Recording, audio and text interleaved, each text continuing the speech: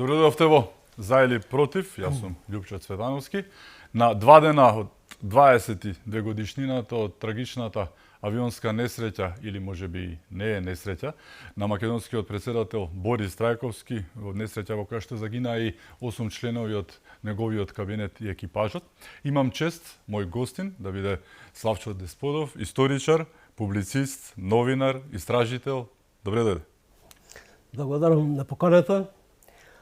Да ти се заблагодарам што ми даваш можност на македонската јавност да се представам со новата монографија насловена Трагична несреќа или атентат, документарно-истражувачка монографија со факти, документи и сведоштва за една национална трагедија која бранува македонската јавност веќе 22 години. Монографијата представува еден историски документ, еден акт кој што ќе остане за идните генерации, во кој што се третира еден настан, една трагедија, дали атентат или трагична несреќа е прашање. Има многу индиции, има многу шпекулации, многу контраверзии, многу докази, многу факти, многу сведоштва и така натаму. Сега неблагодарно е да биде човек и судија од типот на Кацарска или обвинител од типот на Вилма Руцковска. Едноставно јас не се ставам ни во улога на судија, ни во улога на обвинител. Едноставно се обидов да презентирам сведоштва, документација, факти и сите релевантни докази што постојат во врска со овој трагичен настан. Зборуваме за дело, обемно дело, кое што е дело на многу страници. На 280 страници. 280 страници. Како дојде до идејата воопшто да го создадеш ова дело, генезата каква е целата приказка? Предизвикот беше многу одамна, негде 2010 година, 11. Слободното време го минува со библиотеката кај нас во Делчево и се сретнав во библиотеката со една книга на српскиот писател Милан Видоевич под наслов Омега досие, во кој што на 269 страна, така ми се били 8, на 3 страни обработува настан кој што се случи во 1996 година, во кој што трагичен настан загинуваат, негде пишува 24 патници, негде 34 патници, меѓу кои и америчкиот секретар или министер за трговија Роналд или Рон Браун. 8 години пред несреќата на Трајковски. Фактички 8 не години. Не многу далеко. Да, 8 години. Книгата Омега, досие Омега е издадена негде 2001 година на српски јазик, во кој што се објавени повеќе настани таму во книгата, меѓу кои и овој настан, што се случил со загинувањето на Рон Браун и патниците од војниот авион, репрезентативен факти, втор авион во флотата на Соединените Амерички држави, кој што тргнал од Тузла и се ударил во брдо во Дубровник кај аеродромот Чилипи. Така да тоа ми беше едно предизвик, еден повод да седнам во библиотека прилично време, да се вратам на 7 години уназад, да ги прелистам сите дневни и неделни вестници, да изведам прилично голем број на докази, факти, шпекулации, сомнежи и така натаму што се објавени од реномирани новинари кои што со сведоштва, факти, докази, па и индиции кажуваат дека не се работи само за трагична несреќа, дека има индиции дека се работи за перфиден атентат. Значи 15 години има во овој труд. Јубилејот, тоа сакам да кажам дека оваа година се навршуваат 70 години од раѓањето на претседател Трајковски, 15 години од објавувањето на мојот фејтон што произведел и што беше објавен во вестникот Бизнис на почитуваниот господин Панде Колимишевски, на кој јавно му се заблагодарувам што ми овозможи овој фејтон да го види светлото на денот, затоа што ипак треба доблес во тоа време 2011 година да се објави ваков провокативен текст. Меѓутоа, за жал, само остана на тоа. Ја мислам дека и другите печатни медиуми во Македонија преди седмевните вестници или неделните ќе се прифатат да го објават овој фелтон во покасниши период после 11 година, меѓутоа за жал поради настанот најверојатно што е прилог на фелтонот со Рон Браун, со трагедијата во Дубровник, најверојатно мислам, бар моје мислење е дека од тоа не се нафаќа да го објават овој фелтон. Пак го објави во мојата монографија Кога боговите ќе замолчат, да ипак остане некоја трага појавна за тоа што бизнис вестникот немаше голем тираж и престана да постои. И сега тоа ми беше еден предизвик со овие јубилеи 15 години од објавувањето на фелтонот во 2011, 70 години од раѓањето на господинот Трајковски и 22 години од трагичниот настан. Овие 3 годишнини несреќни кои што ја брнуваат веќе 22 години македонската и светската јавност, се нафатив и мислев во првиот момент да биде тоа обичен фелтон, малку проширен со некои прилози од печатените медиуми кои што се ги задржал во мојата архива домашна. Меѓутоа, случајно ми падна мислата дека господин Сотир Костов е член на македонската истражувачка мисија во врска со атентатот, односно трагичниот настан. И му се јавив, беше љубезен, ми излезе во пресет, ми ги прати извештаите во оригинал во двете комисии што го третираат настанот, едната од 2004 година, другата од 2014 година, два меѓународни извештаи подготвени од меѓународни експерти комисии, во кои што и во двете комисии по 11 члена комисии вршат детална анализа и со факти, документи и сите тие постулати што постојат во една официјална комисија се објавени, ама не се достојни и односно достапни до јавност. Така да, како член и главен истражител на овој настан господин Сотир Костов, ми прати и свое лично мислење, односно мислење со 20 членови од Комитетот за истраги во Македонија и овие комплет два извештаи кои се дадени во оригинална форма, што досега не се објавувани на македонската јавност и не се запознаени.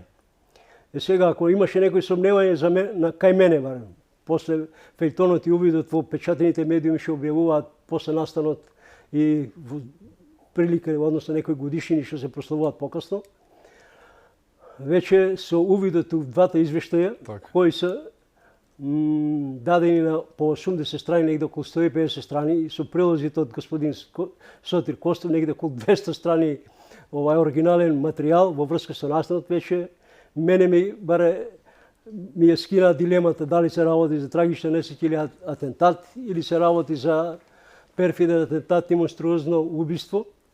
И не сакам да бидам ни обвинител, ни судија, едноставно не сакам ништо ни да тврдам, него ќе поставам прашање на самиот себе, со кој што ќе биде запознаени јавноста, па самите да се изведуваат свој заклучок, свој суд и така натаму, да видат на кој начин и што со сите индици, сите докази, сите факти и сведоштва се дадени и во извештаите, двата извештаи, и во мислењето и приречникот на господин Костов, и во прилозите околу 31 што се приложени во книгата, од дневниот и неделниот печат, едно 16 прилози има и 15 прилози од ТВ портали и фактички ТВ канали кои што се објавувани на интернет. И еден фелтонот е објавен во целост, кој што фелтон и сега е актуелен, со сите постулати и наводи што сум ги навел тогаш, врз основа на сите индици и спекулации, односно сведоштва и факти што се дадени во тие печатени медиуми. И една предговор имам мој на 12 страни во кој што укажувам на некои круцијални моменти, кои што не се сопаѓаат во двата извештаи. Во едниот извештај се тврди едно, во другиот извештај се тврди друго. Што е две експертски комисии, да, тоа се две експертски комисии, доктори на науки, од експерти. И тоа се стручњаци. Првата комисија е начело бил генерал, односно воздухопловен генерал Салко Бегич. Втората е исто така од 11 членови комисија на доктор Омер Кулич, специјалист по судска медицина и форензичар. Првата комисија од 2004 година Салко Бегич освен 11 членови што се на комисијата, има и околу 30 членови на подкомисии кои што по секој сегмент имало посебно по тројца, по четворица специјалисти кои го приготвувале извештајот. И во двата извештаи има индиции, има факти. Едноставно со анализа може да се утврди што се случувало и како настанало. Меѓутоа, двете прашања остануваат најбитните неодговорени. Кој и зошто? Односно, на кој начин авионот се срушил и што се случило после срушувањето на авионот до откривањето на него на местото на несреќата. Твојот заклучок после се што го имаш видено и што е содржано, јас видов тука, ги има извештаите, ги има и фотографиите, дури од најдените уреди преостанати од авионот и се. Да. Сите, како што кажа, новинарски прилози, имаш тука и изјави на очевици кои што ги снемува на сведоци од блиските села за ќе ги кажеме во текот на емисијата, но општо е кажано да го сублимираме за да продолжиме натаму. Да. Твојот заклучок е дека не се работи за несреќен случај и за несреќа. Мојот личниот мислење, мојот лично мислење и заклучок се разликува од заклучокот на двете комисии. Така. Не тоа за тоа што така ми одговара или сакам сензационално нешто да прикажам на јавноста. Едноставно фактите говорат супротно од тоа што го кажуваат специјалистите и стручњаците во двете комисии. Има контрадикторности, има работи кои што апсолутно не се поемливи за здрав мозок, за тоа што подудараат работи, односно наводи кои што јас баш се чудам како овие стручњаци можеле да се потпишат на такви извештаи. За жал и во двете комисии има наши членови македонци, во првата некој господи Валентин Јовановски, не знам, не пишува кој е стручно лице, кај работи, што работи. Во втората комисија на доктор Омер Кулич има исто така двојца македонци, Гоше Стевановски, ако не грешам, и сообраќаен пилот, и Кирил Бошковски, офицер полициски во МВР, кои што биле членови на втората комисија или Валентин Јовановски на првата комисија. Се не знам како дозволили да се, односно како да го ставиле својот параф на така нешто што е ставиле параф на извештај кој што апсолутно кога го читаш, сега не можам јас целиот да го прераскам за тоа што има многу моменти, многу работи, тоа треба човек да седне за тоа што се работи за преку 200 страни, оригинални текстови со сите податоци, со сите можни наводи што ги нашла комисијата. Меѓутоа, сите тие 150 страни, двете комисии што ги третирале настанот, преовладува заклучокот дека пилотите се виновни за трагедијата и македонското воздухопловство, односно службата за општи и заеднички работи на владата. Значи, кривицата е кај пилотите, грешка при слетувањето и лошата работа на службата за општи и заеднички работи при владата, односно воздухопловните служба, не знам како се вика тој орган, во 2004 година. Сега, официјално, по извештајот на господин Салко Бегич, 2004 година, нашиот обвинител тогаш Александар Прчевски го затворил случајот како завршен и дека грешката е кај пилотите и кај, односно во македонската страна, службата и воздухопловните власти, дека не е одржуван авионот, дека се надградувал и авионот бил стар негде околу 24 години, авион што е купен нов од Америка во 1980 година, уште додека била Југославија, и потоа го надградувале со други елементи, со други уреди, да биде посовремен. Меѓутоа, стои една решеница во вториот извештај на доктор Омер Кулич, дека македонските власти издале дозвол за летање на авионот, а не смееле, затоа што не бил подготвен за летање. Сега, двете комисии заклучуваат дека грешката е пилотите, приводот, нивната неподготвеност за летање, не ги подготвувале документите и не ги обработувале пред да полетаат. И тоа се индиции, односно факти што придонеле да несреќат. Јас после ќе се навратам подетално на сите овие така, но дали е баш така како што е заклучокот? Има многу работи кои што не се би рекол, спомнат. Не сакам да бидам сензационален, меѓутоа Има многу факти кои што ми се ги само круцијални факти кои што се ги навел телеграфски секогаш е најлесно, простете што ја прекинувам, секогаш или возачот или кабелот или така е за жал, ама кабелот за несреќата. Тука не бил кабелот, него била неподготвеност на пилотите и нивната смелост да летаат во лоши метеоролошки услови, да слетуваат на најнебезбедниот аеродром на Балканот. Сега, би почнал почетокот, јас се извинувам малку гласот ми, имам проблеми со грлото воспалено, така да се извинувам на гледачите што ми е променен гласот и малку можеби да не ме разбираат, меѓутоа еве ќе се потрудам со факти и документи, сведоштва да осветлам, односно да ги бар изнесам круцијалните моменти кои што според моја видување се изнесени во двата извештаи. Не би навлегувал во шпекулациите, во индициите и во другите работи што ги изнесува печатот и овие телевизиските портали и телевизиските канали. Чисто ќе се задржам на официјалните документи, бидејќи постои две вистини. Едната е на печатените медиуми, на телевизиските портали и ТВ канали, кои што цело време заклучок им е дека се работи за атентат, дека не се работи за трагична несреќа, додека во официјалните извештаи на двете комисии од 2004 година, Салко Бегич и на доктор Омер Кулич од 2014 година, заклучоците им се дека виновни пилотите и македонските власти.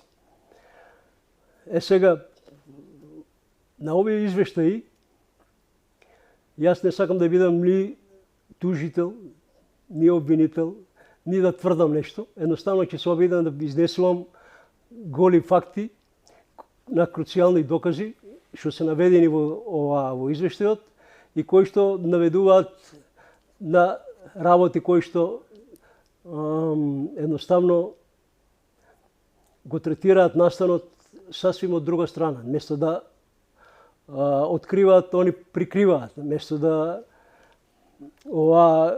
се навратат на најкруцијалните моменти на приводот на авионот на Мостарскиот аеродром и на неговото паѓање и пронаоѓање после и што се случиле со патниците. Они цело време се обидуваат да ги прикријат овие грешки и на француските контролори и на уредите што биле на аеродромот и целата вина да фрлат на неподготвеноста на пилотите кои што последен пат пишува таму во извештаите дека последен пат во 1992 година слетувале на овој аеродром. Сега ќе идам малку постепено хронолошки на целиот настан. Ако има време, би требало да имам време, ќе гледам што по кратко и по телеграфски. Настанот станува чуден, прашање. Ошто од почетокот на одредување на датата на на посетата на председател Трајковски на мировната конференција која требало да се одржи 26 и 27 февруари 2004 година. Најдов еден податок во еден портал на BBC, кај што господи Шкиринска, не знам дали тогаш е била председател на СДС или која функција, не се сеќавам тоа, 2004 година, која се наоѓала во делегацијата во Даблин и која кажува дека за тоа кој ќе оди во Даблин да ги предаде апликациите за членство на Македонија во Европската унија на господин Ахтисари и кој ќе оди на мировната конференција, односно на меѓународна конференција за инвестиции во Мостар, одредувала владата. Сега се поставува прашањето зошто влада одредува кај ќе оди председателот, кај ќе оди премиерот, затоа што по функциите и по вокациите на премиерот и на председателот треба да представува државата и да биде у Даблин кај што апликации за членство на Македонија во Европската унија. Меѓутоа обратот редоследот. Председателот Трајковски, кој што е правник, оди на меѓународна конференција за инвестиции у Мостар, а председателот на владата кој што е односно премиерот Црвенковски оди у Даблин да ги предаде апликациите за членство во Европската унија. малце нелогично, не иде работа како што треба, односно бар за мене е нелогично. Втор случај, односно другиот настан. Кога треба да се полетува за Мостар, требало да се иде 25 после ручек. Така било планот. Меѓутоа во последен момент кажувам аргументи и факти што се наведени во двата извештаи. Шекеринска тогаш е вице-премиер за евроинтеграција, чинам. Може да е, не пишува BBC овој порталот, не знам што е. Тогаш сум во Канал. Да не грешам, за тоа не сакам да спомнам оваа функцијата. Сега, кога треба да полетуваат во вторник односно во вторник него на 25 февруари, претходниот ден мировно јас меѓународна конференција се одржува во Мостар на 26 и 27 февруари. На 25 треба да тргне авионот со председател Трајковски, кој што е одреден од владата со сите патници там кои ги биле 10 души. У тие 10 души има 20 пилоти, 20 обезбедувањето и другите се членови на кабинетот и еден представник на Министерството за надворешни работи Емиле Крстевски, кои што треба да летаат на меѓународната конференција за инвестиции во Мостар. Сега, кога требало да тргнат во претходниот ден на 25 после ручек, се случува настан кој што захтева пак прашање. Зошто е сменет копилотот? Копилот што требало да лета со Марко Марковски, мисля дека се вика пилот, капитанот на авионот.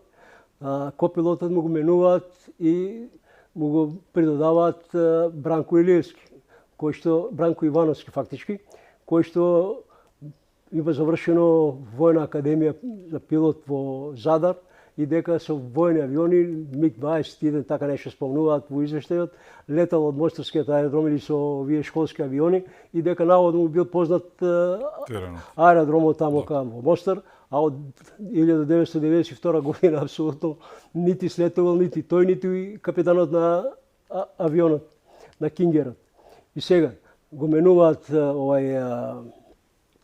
копилотот, кој стават Бранко Ивановски како копилот и има еден таму неразјаснат настан некоја точка, некој барит, некоја точка таму пише во извештајот дека не се согласувало нешто во плановите и дека имале проблеми со аеродромот во Скопје и дека е средено и са бајле негде у 6:30 саатот, 6:30 требало да тргнат за Мостар на наредниот ден, 26 февруари.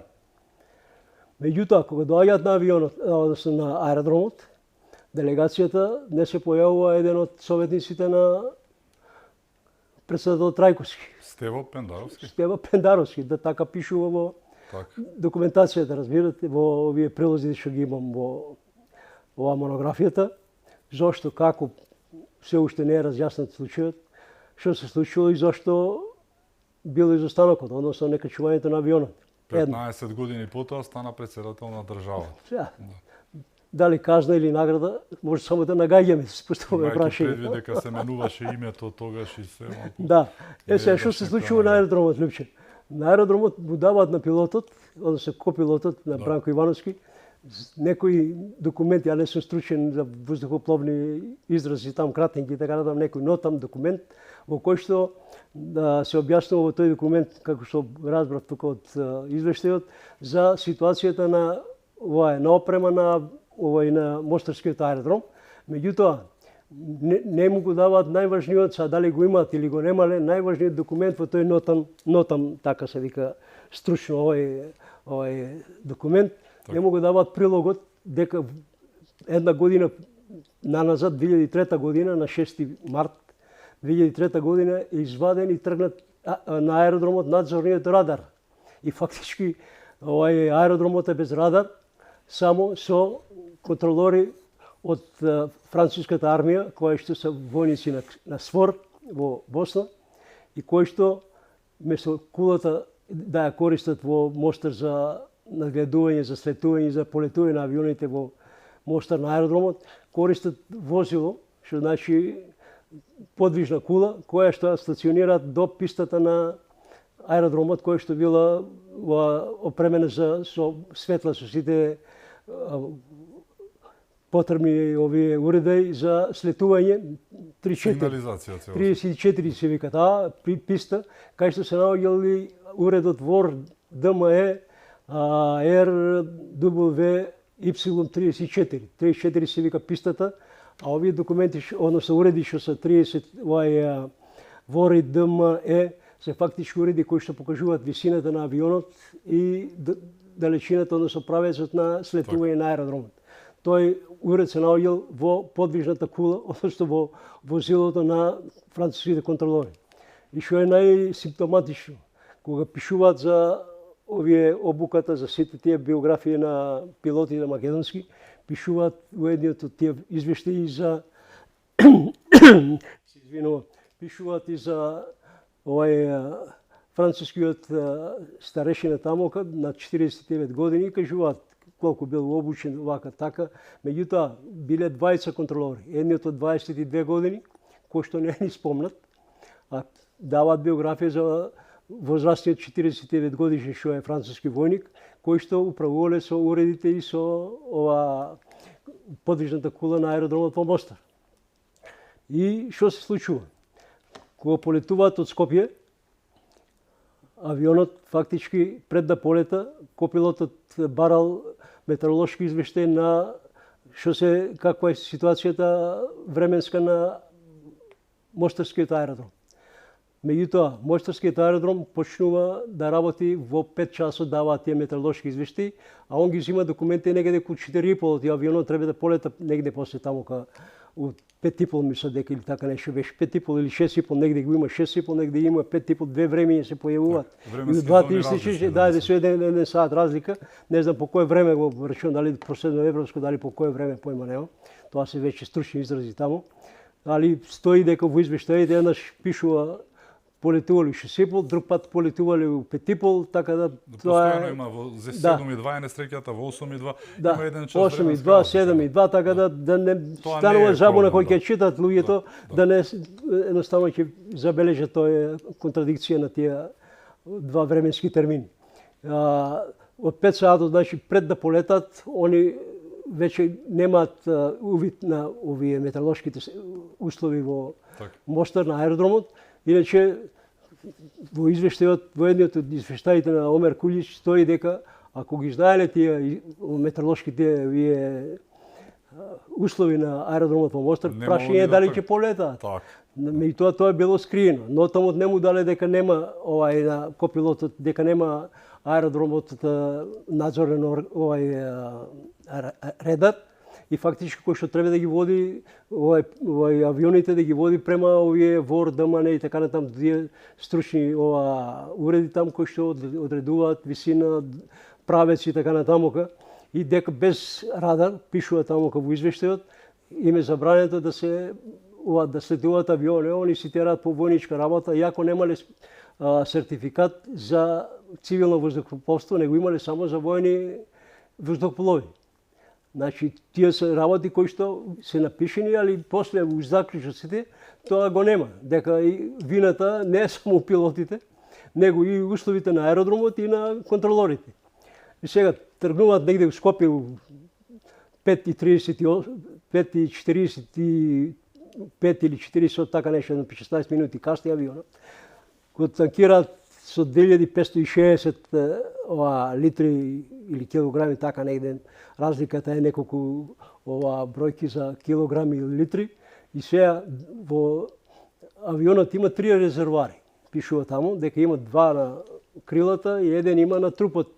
Ги само полнат резервоарите на крилата, негде околу 2560 литри. Блиска релација, да, блиска релацијата, и да се вратат или ако треба помош некој аеродром там да слетуваат за секој случај така натаму. Тоа го кажувам од тоа што ќе се случува после приликом паѓањето на авионот. Дека нема у трупот што е на авионот, главниот резервоар не е полн. Фактички нема гориво, него само има у крилата резервоарите што постојат. Тргнуваат не преку Србија, не знам рутата зошто била преку Албанија, па преку Црна Гора, Хрватска и стигаат негде до Мостар. До там ги води Белградската навигација, па после ги презимаат овие од Загреб и негде сега пак ќе се диспропорција ќе доат овие сатнините, негде пишува 6, 30, 46, негде 6 и ова 7 и 46. Даде, не, се работи 13 минути критични за слетување на аеродромот во Мостар. Ги превземаат овие Мостар, се јавуваат таму, им кажуваат метеоролошките услови дека облаци има до земја. Со магла не се гледа ништо, едноставно без радар им ја даваат најтешката рута, бидејќи имале две слетни овие правци на аеродромот. Едната била југо-источна, што била многу тешка, по којата тие и летале, им ја дале од контролорите од францускиот аеродромот, таа потешката рута, што е, спомнав преска ВОР, ДМ, RW, Y34 пистата, тешката рута, која што е комплицирана во такви временски услови и ова приодот е многу сложен, а посебно во облаци вика пред ДМЕ, не знам таму каде не се толку разбирам дека облаците се скоро блиско до земја и нема видливост. Сега има и тука контрадикторности од двата извештаи. Вика дека метеоролошките услови 8 км била видливост. И се како 8 км видливост, а облаците им бе маглата спуштена до земја, разбираш? Каква е таа видливост на 8 км, далечина не ми е јасно. Сега, кога презимаат ова аеродромот во Мостар, конверзацијата, односно разговорите меѓу пилотите и меѓу контролорите, се случува 13 минути критични моменти, во кои што има ги транскриптите на разговорот на пилотите и контролорите во двете извештаи. И во двата извештаи се различни. А истите ленти од црните кутии, алуминиевски, не знам како ги викаат тамука, едната кажува дека е оштетена и дека само се слуша разговорот на на пилотите со контролорот, нема разговор во кабината што се случувало пред несреќата и евентуално после несреќата. Значи не постојат тие канали, дали се избришени, што се направени, појма немам, бидејќи се отварaju некоја лабораторија или стручен некоја стручна, како да кажем, тамука лабораторија, најверојатно во Германија, во кој што транскриптите од едниот извештај и од другиот извештај се разликуваат. И што најсимптоматично, во вториот извештај на доктор Омер Кулич во 2014 година се разликува транскриптот најповеќе во појавувањето на непознат глас. Тој непознат глас се појавува на 9 места, ја ги броев таму на колку места се појавува во транскриптот, што е дадено официјално во извештајот на Омер Кулич на втората комисија, во кој што непознат глас не се спомнува во првиот транскрипт на извештајот на Салко Бегич. Чудно, исти ленти, нешто место преслушувани, пишува таму, интересни се овие репликите, односно гласовите на тој непознат глас. Сега ја малку шпекулирам во овај предговорот што го пишувам тука, дали се работи за глас на председател Трајковски, затоа што најверојатно авионот, не знам јас, не ми е познат тој авион, дали има и трето седиште во пилотската кабина или се само за двајцата пилоти, патниците се поназад и сега се слуша трет глас. Кој е тој трет глас? Дадено е на македонски. Сега дали е преведено на друго, дали како, на кој начин не пишува апсолутно. Него транскриптот на 9 места, бегајте ова, друго, трет, има ги овие кратки реплики кои што се дадени во транскриптот. Чудо невидено. И човек праша, не се праша и треба да се праша, а нема си одговор. Така да што викам јас, овие извештаи повеќе предизвикуваат прашања, некои што даваат одговори. И сега, ова национална трагедија, ако има достојанство една демократска држава, треба да се истражи до крај. Затоа што не се тоа само лични трагедии, семејни трагедии, тоа е трагедија на една држава.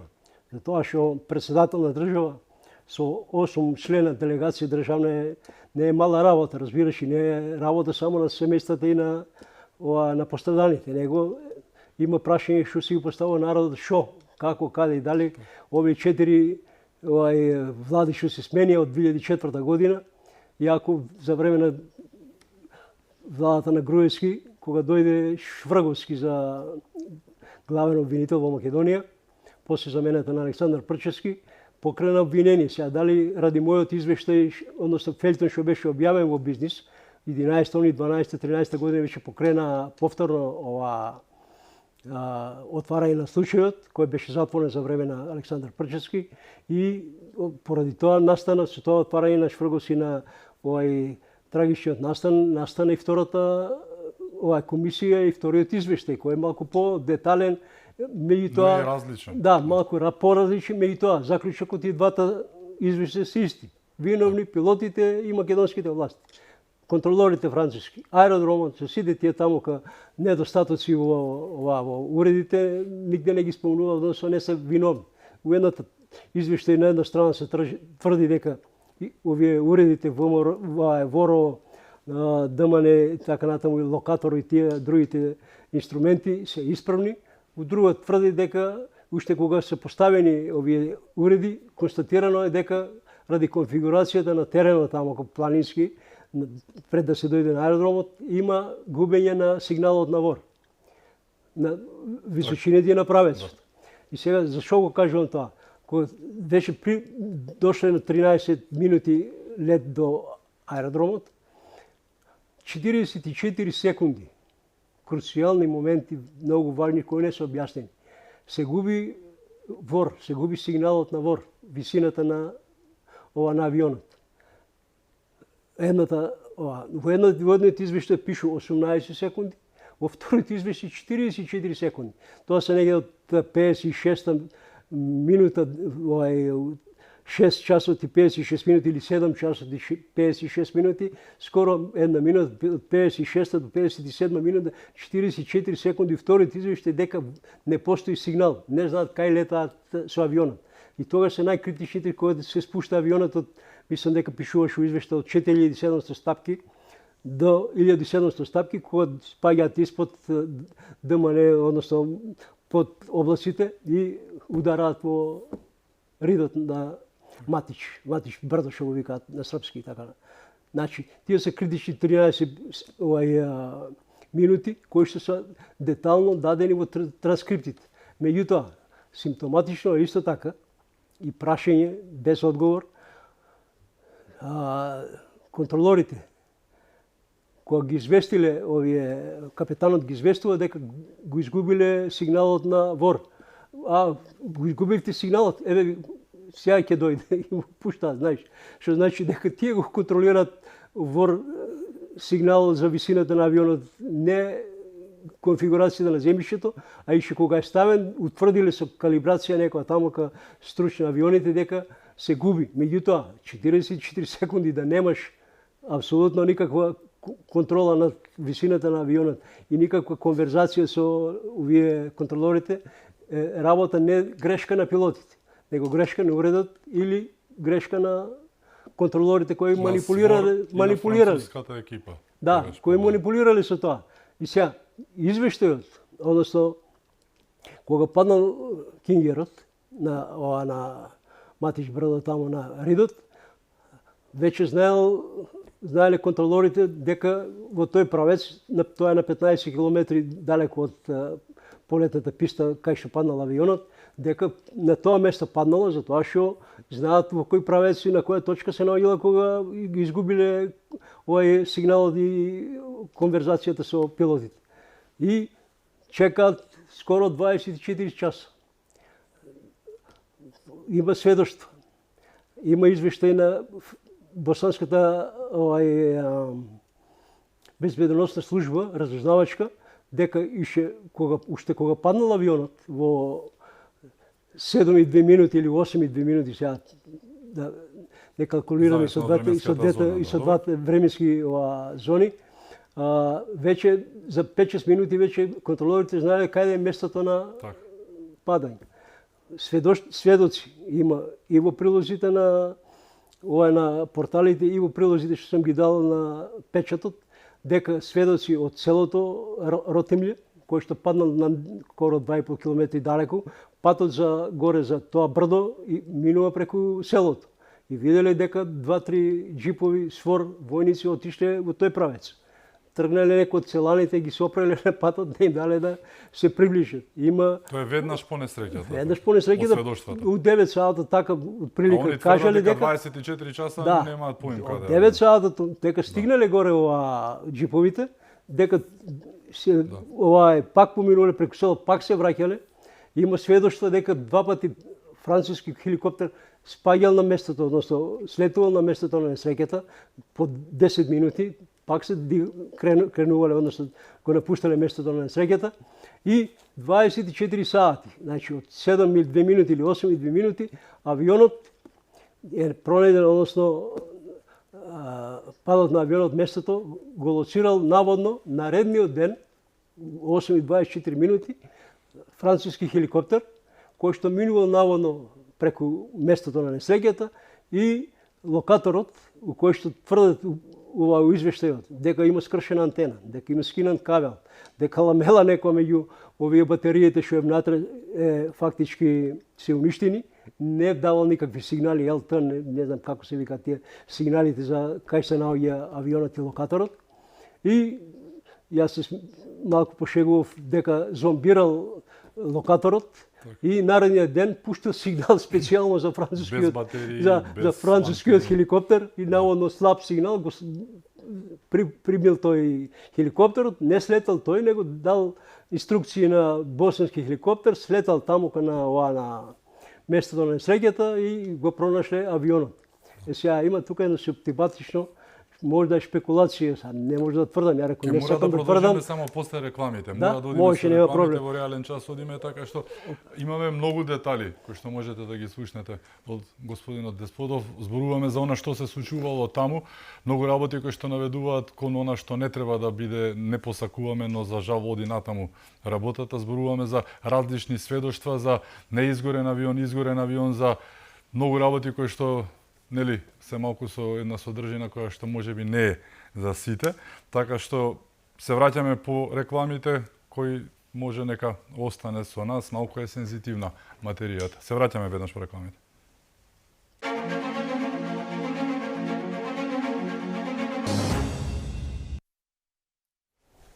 Се враќаме во за или против, мој гостин е Славчо Десподов. Зборуваме за авионската несреќа на претседателот Борис Трајковски, 8 члена на екипажот и неговиот кабинет. Случајно за 2 дена, ќе бидат точно 22 години. Стигнавме до делот, авионот е паднат.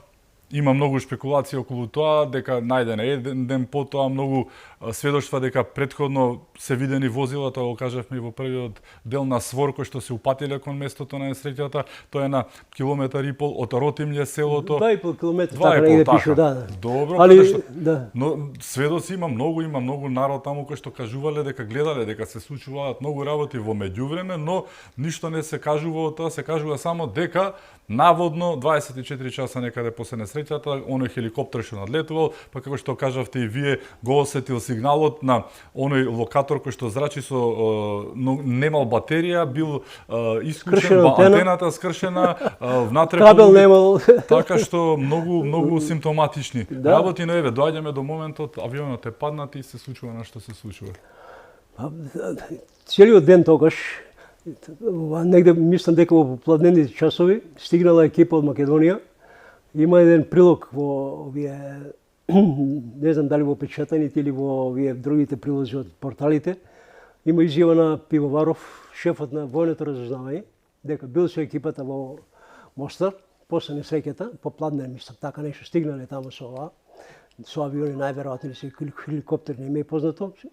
И само пишува дека војниците на КФОР не им дозволиле да го тражат това падот на авионот и го им се заканувале со оружје. Да ве нема, не може да придете.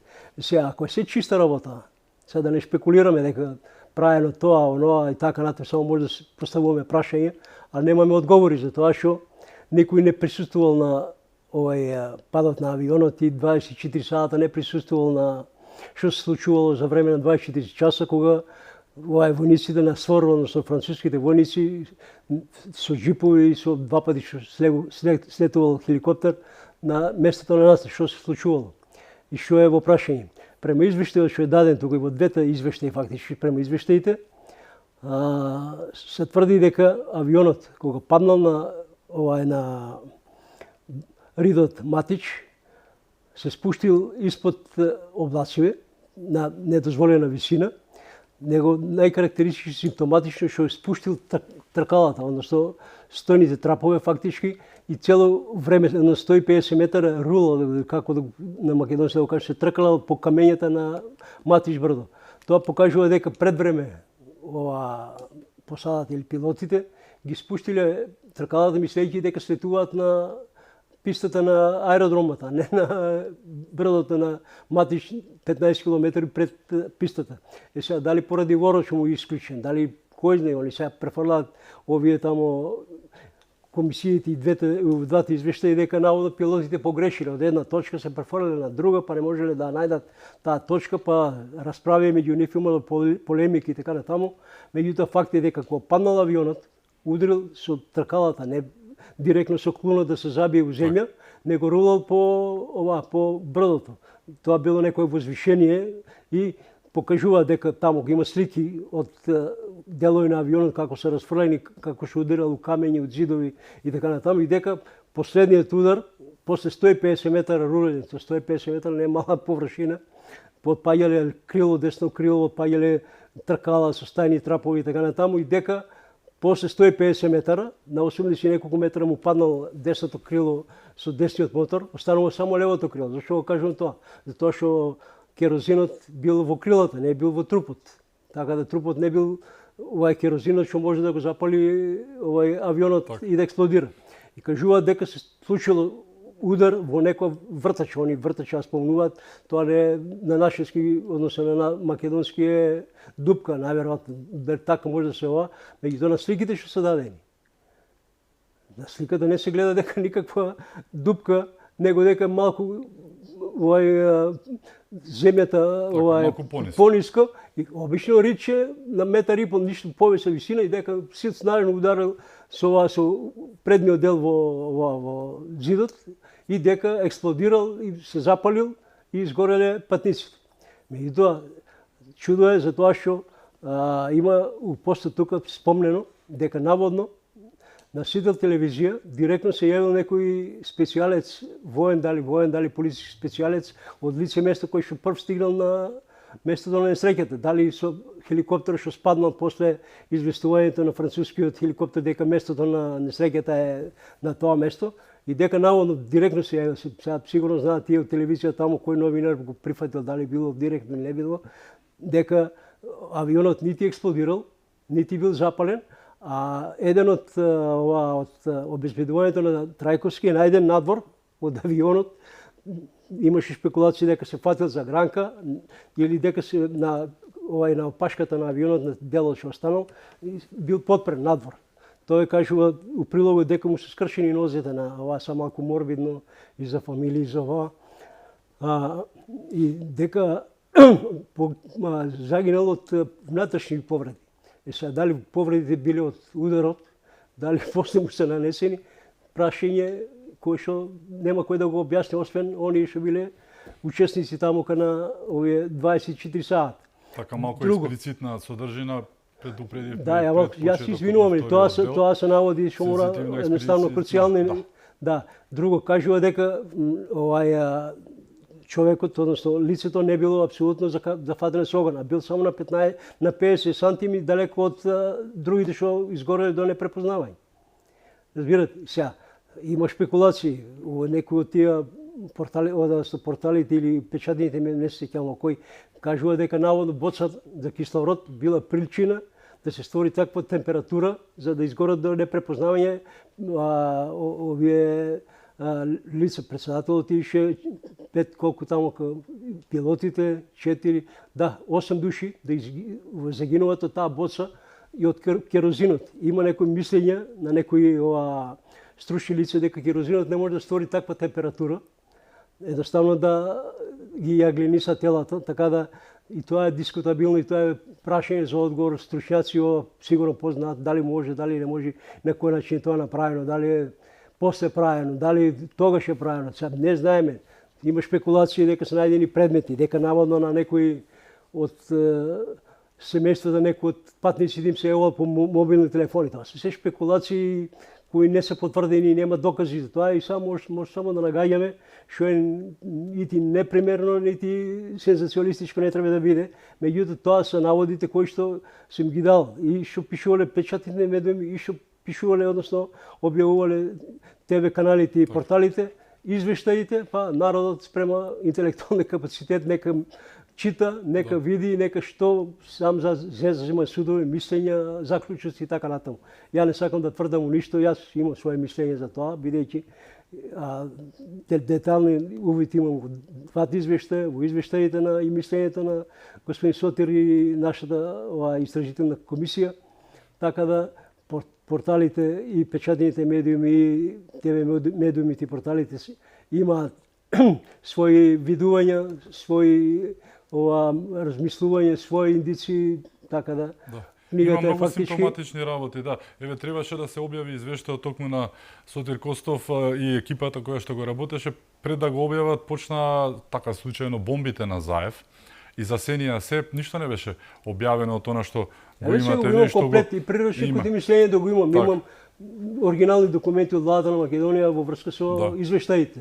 Сотир Костов и да не знам како се викаше Сашо Маневски, не знам како се вика другиот член на истражната комисија, дека мислењето го имам комплет оригинал дадено, што го има дадено тие на нацрт извештајот на Омер Кулич, вториот извештај од 2014 година, каде не се согласуваат со некои работи кои што се наведени во извештајот, во нацрт извештајот, меѓутоа во главниот после извештајот што е официјален, ги нема тие забелешки, апсолутно не се сменени, него цитираат они по своје.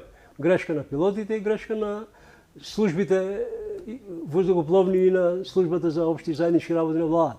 Авионот, неприпремени пилоти, неспремни за слетување на мостарски аеродром, тоа се заклучи од двата извештаја. Друго што е многу битно во овие извештаи, они констатираат дека нема апсолутно тие шпекулации што се појавуваат во разни текстови, дека наводно на крилото имало ставено експлозив, па било од седалинско крилото експлодирало, па паднал авионот, па дека наводно било рекетирано некој француски таму со свор хеликоптери, така што нема врска за тоа што ако е во воздух експлодирало или некој има несреќа, ќе има овие што се деловите на авионот, ќе видат на голема површина. На Матич брдо се дадени 40 метри дека има растојание од едно до друго дел на авионот и што е симптоматично, сликите што се дадени. Стварно се чудни. И човек не знае што да прави, само може да шпекулира и да поставува прашање. Дадено крило, дадено е амортизер некој, кажува за некој мотор таму од крилото, десниот мотор се откачило од крилото, се откачило ударено камењето, ударени таму кај паден некаде 20-30 метри и пробил зид, што не е многу битно, а не е дадено вртачата што викаат они местото кај што удрил авионот со клонот и кај што ова најголемата трагедија направена, односно е уништен авионот и експлозија. Нити има експлозија, нити ништо, гледа се таму на сликите, никаков голем пожар да тие грмушки ги има таму, малку може, не покажуваат кој знае колку оддалеку е снимано. Не се гледа тој зид што го кажуваат они дека вртачот имало јак зид камен, па го ударил во него, експлодирал, се запалил и завршена работа. Ги нема на сликите. Премногу сомнеше од тоа. Да, спомнете ова ги нема на сликите. Друго, што е најтрагично, ако удрил авионот директно во што викаат они во вртачата во зидот на дупката, од другата страна и кога удрил се запалил и експлодирал, кабината на пилотите е дадена во неколку слики, кои се покажува дека пилотската кабина, односно овие уредите што се не се оштетени. И сега пред пилотите има табла таму на кои што се инструментите на авионот. Има ги таму, цитираат од нив, овој уред е ставен на таа и таа позиција, другиот уред на таа и таа позиција. Си пишува извештајот, а дадена сликата, нема огин, нема скршење. Некој може да се напукне ни само стакла или ова. Сега, ако ударот бил толку силен, да ги натрупаат 6 овие луѓе на едно место, на куп што се вика да се запалат и така натаму, што е непоимливо. Непоемливо, затоа што авионот не знам каква е конструкцијата внатре, мислам дека по две седишта у 4 реда, од 10 седишта пишува и дека 2 пилота и 8 патници може да носи. И сега, у средината што биле тие телохранителите на задните седиши и предните тие 2 седиши што биле патници, не се зафатени толку да пожарот. Така. И сега овие напред зафатени пожарот, изгорени до непознавање, а овие четворицата, едниот надвор од авионот, а другите тројца се препознатливи, значи не се во другите што загинале од пожарот. Случајно.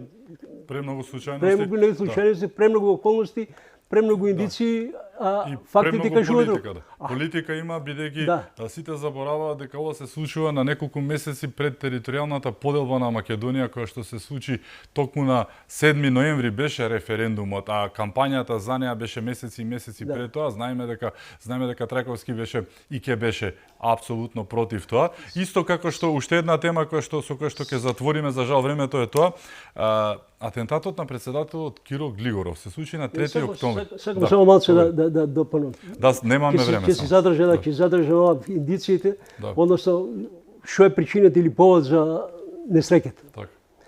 Има повеќе спекулации дека наводно председател Трајковски ги избракал од канцеларијата Солана и Кушнер французинот. Една спекулација што не е потврдена апсолутно. Кушнер, а свор се француските единици таму и тоа малку премногу случајно се. Тоа е една спекулација. Втората е дека наводно им се заканувал дека има документи за косовската криза и дека има спекулации, односно дека имал наводно документи за голем грабеж на овие средства, а там бил Кушнер најодговорен за таа работа. И третата варијанта е дека се закана дека нема да го подпиша законот за територијална поделба, кој се случил после у август месец, фактички колку ќе доаѓа таму кога 6 месеци после атентатот, у кој што подхитно е донесен закон за територијална поделба на Македонија, кој што струга од 123 општини отидоа на 80 општини и случаите со Бучковски во струга, кога излече жива глава. Сега се закана дека нема да го подпише законот. Сега дали тоа причина? А Црвенковски после стапувањето на должност во председател за 3 дена го подпишал подхитно закон за територијална поделба. Тоа е негде 16 мислам август е донесено, 19 подпишен ова. Сега дали е тоа, кој е мотивот, кој е причината, кои се извршителите? Се уште остануваат дилеми, се уште остануваат прашања кои не се одговорени. Извештаите треба да ги почитуваме, затоа што сепак меѓународни комисии со стручњаци и така натаму. Јас сум лаик за многу работи од стручните меѓутоа работи што удараат у очи. Логиката е логиката не кажува, односно разумот не прифаќа некои работи што не се својствени. Може да се зомбира еден клинички мртов даден кома, па се уредот се зомбирал и пушта сигнали специјално за хеликоптера, другите хеликоптери им забранено да летат на Босанското МВР да летат и да го бараат падот на авионот. Има премногу детали, премногу факти што не можем за 45 минути да ги... Ке имаме и друга шанса се надевам, но еве... Така да едноставно...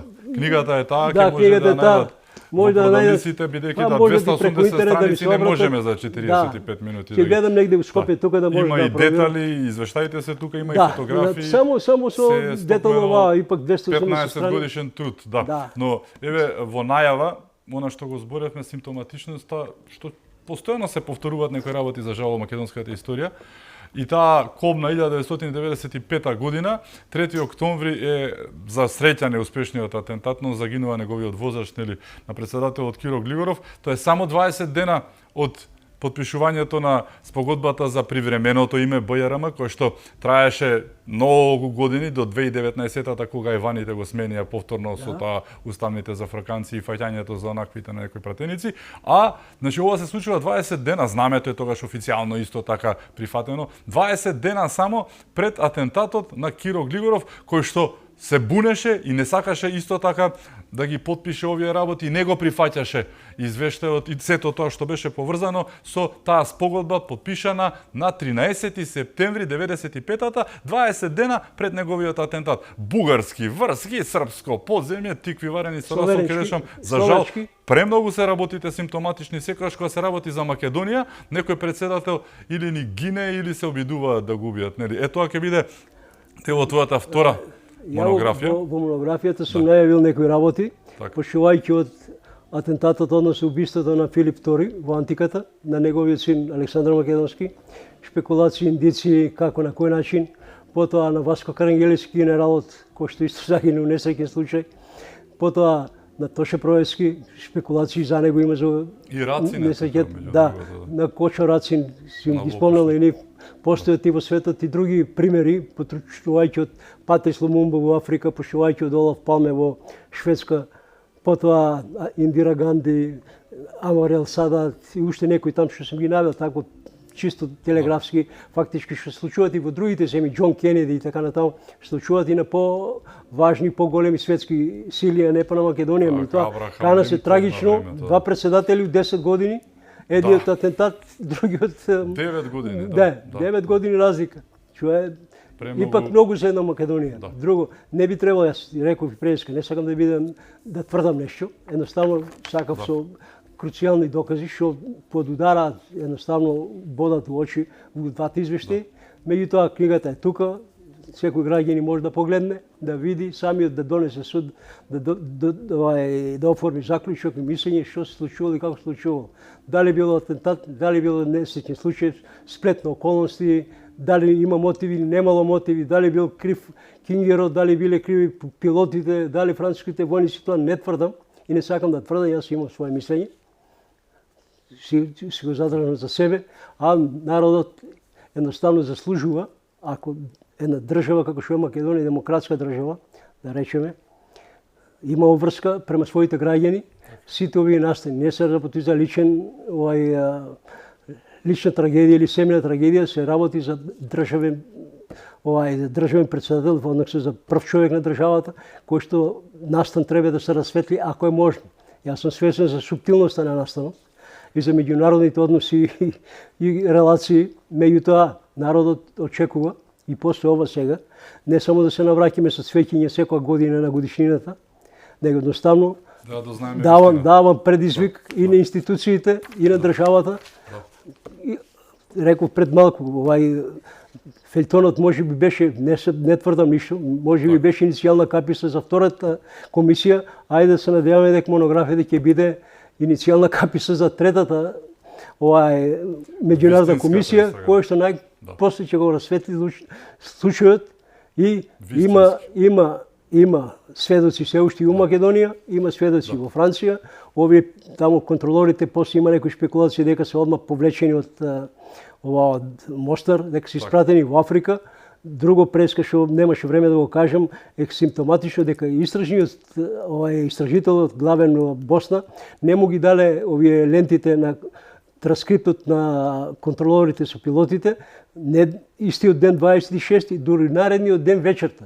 Што значи 35 часа они имаат време да ги монтираат, да ги лепат, да ги кратат, да ги додаваат, одземат и така натаму. И тие транскрипти, прашање не може да биде различни у едната извештај, друг транскрипт, друг непознат глас и така натаму. Има многу прашања. Да, многу прашања, има институции кај нас тука, и обвинителство, и МВР, и сите тие работи. Има влада, нека преземат, ако може да преземат. Да, тоа е предизвик и за институциите, и за граѓаните. И пак доверба владата треба да има од граѓаните, али треба да има обзир према граѓаните да знаат што се случува со нивниот председател. Ти благодарам што беше. Јас ви благодарам што давате можност да овие работи кај мене. Ми беше чест.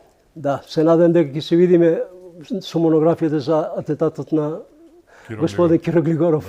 Ти благодарам уште еднаш. И благодарам и вам што бевте со нас, имајќи предвид се што се случува околу нас, да сте не живи и здрави и чувајте се многу.